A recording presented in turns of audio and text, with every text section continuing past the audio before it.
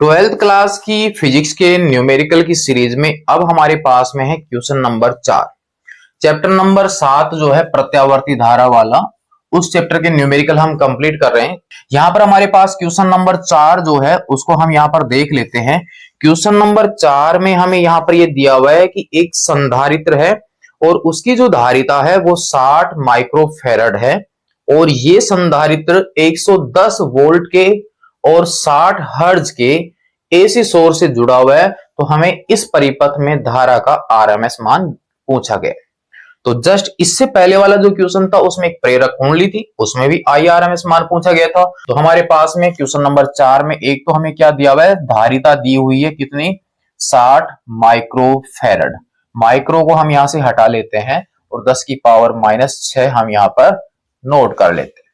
दूसरा हमें दिया हुआ है वीआरएमएस मान, क्योंकि आपको शिखर मान तो लिखा हुआ मिलेगा, वो हमारे पास में है 110 वोल्ट और धारा जो है वो हमें पूछी गई थी लेकिन आवर्ती भी हमें दी गई है, वो हमारे पास में है 60 हर्ट्ज।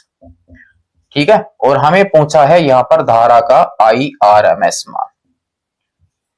अब हम यहां पर इसका सूत्र जो है वो काफी बार लगा चुके हैं, यानी वोल्टेज और उसकी रुकावट। आरएमएस मान है तो वोल्टेज भी आरएमएस लगा लीजिए। तो आरएमएस बराबर क्या हो गया, वीआरएमएस और बटे में हमारे पास में रुकावट सी वाले की वजह से बताई हुई है आपको, इससे पहले वाले क्वेश्चन में भी एक्सी से हम दर्शाएंगे और एक्सी का जो मान होता है वो होता है 1/ओमेगा-c, क्योंकि इसका तो मान हमें दिया ही नहीं है डायरेक्ट, हमें इसको अप्लाई करना पड़ेगा 1/ओमेगा-c। यहां से ओमेगा-c डायरेक्ट ही ऊपर चला जाएगा भिन्नों के हिसाब से, तो ये बन जाएगा वीआरएमएस और यहां ओमेगा और c। ये मान हमारे पास अवेलेबल है लेकिन ओमेगा नहीं, तो ओमेगा का मान हम जानते हैं 2 पाई न्यू या 2 पाई एफ होता है। देखिए वीआरएमएस मान यहां पर हो गया 2 पाई न्यू और सी।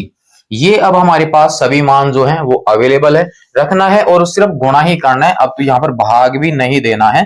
तो हमारे पास आरएमएस मान बराबर वीआरएमएस देखिए 110 है, फिर हमारे पास में है 2, फिर उसके बाद में है 3.14, उसके बाद में हमारे पास आवर्ती जो है वो है 60 और धारिता जो है वो भी हो गई, कितनी हो गई 60 और गुणा में 10 की पावर -6।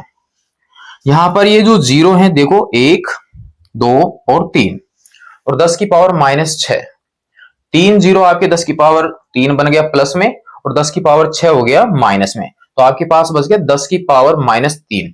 तो पहले 10 की पावर्स को हल कर लीजिए, सबसे आसान रहता है। तो 11 ये आपके पास 2 हो गया, तो यहां पर आपके पास मैं लिख देता हूं 22। यहां पर हमारे पास में है 3.14 और यहां पर हमारे पास 6 को 6 से गुणा करेंगे तो ये हो गया 36 और बच गया 10 की पावर के हिसाब से कितना, -3। 1, 2 और 3, 10 की पावर 3 और 10 की पावर -6। अब आपको यहां पर करना क्या है, 22 को और इन तीनों को गुणा करना है। गुणा करने के बाद 10 की पावर -3 है और गुणा करके हल करने पर फाइनल आपके पास जो इसका आंसर आता है ना प्यारे बच्चों, वो आ जाता है 2.49 एम्पियर। वर्ग माध्य मूल मान आ जाता है धारा का, ये मिल चुका है। और इसी के साथ आपका क्वेश्चन नंबर 4 जो है ना चैप्टर नंबर 7 का, वो कंप्लीट भी हो जाता है। यदि फिर भी कोई समस्या आपको आई हो तो आप कमेंट्स में जरूर से बताइए कि इस क्वेश्चन में हमें यहाँ पर समस्या आई है, और यदि कंप्लीट हुआ है, समझ में आ रहा है कि हाँ सही है, सब कुछ बढ़िया है, तो आप अपने साथ वालों को भी जरूर से सेंड कीजिए ताकि इस न्यूमेरिकल की सीरीज में उनके भी न्यूमेरिकल कंप्लीट हो। और वैसे राजस्थान बोर्ड की जो एग्जाम है उसके ब्लूप्रिंट के हिसाब से इस चैप्टर में एक आपके हाफ नंबर का न्यूमेरिकल आएगा एमसीक्यू टाइप में, वो न्यूमेरिकल ही होगा। और साथ में हमारे पास में यहाँ पर 4 नंबर का क्वेश्चन भी इसी चैप्टर से बनने वाला है, जिसमें 3+1 का रूप रहने वाला है और जिसमें 1 नंबर का फिर अगेन आपके पास क्या रहेगा, न्यूमेरिकल रहेगा। तो नोट कर लीजिए फिलहाल क्वेश्चन नंबर 4 को।